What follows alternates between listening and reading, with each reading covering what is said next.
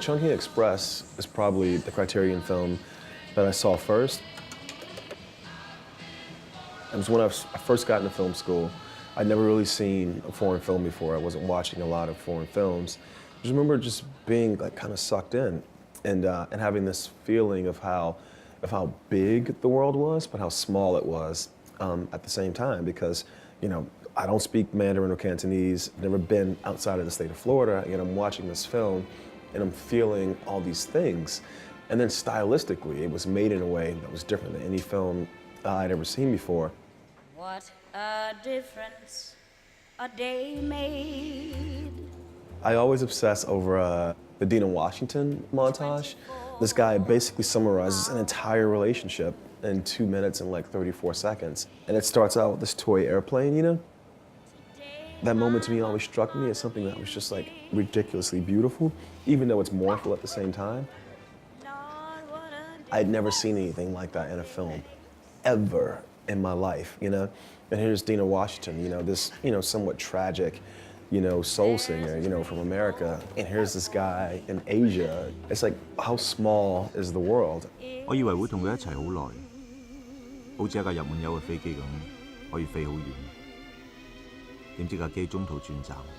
I just like how much freedom there is in the way he juxtaposes images, you know?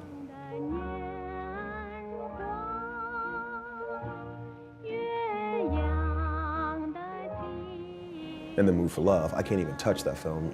Not yet. I got to do this for at least another 40 years before I can even come close. When I think of the way human beings process consciousness, it's much more in line with the way I think Wong tells that story. The movie's not linear. It's sort of almost circular. And I think when we think about the things we're feeling, we often tie them not to what's happening to us right now, but to something that happened either in the past or something we're anticipating happening.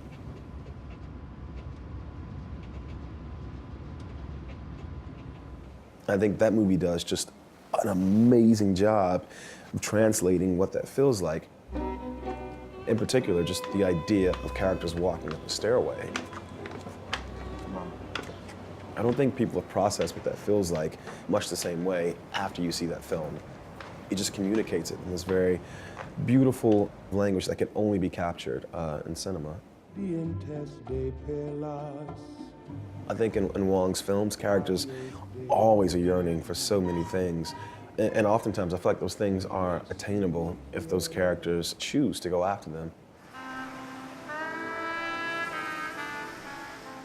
Wong Kar-wai does a great job of taking interiority and translating it to the screen, which is something you're taught not to do in film school, but I think is very, very much attainable within the medium.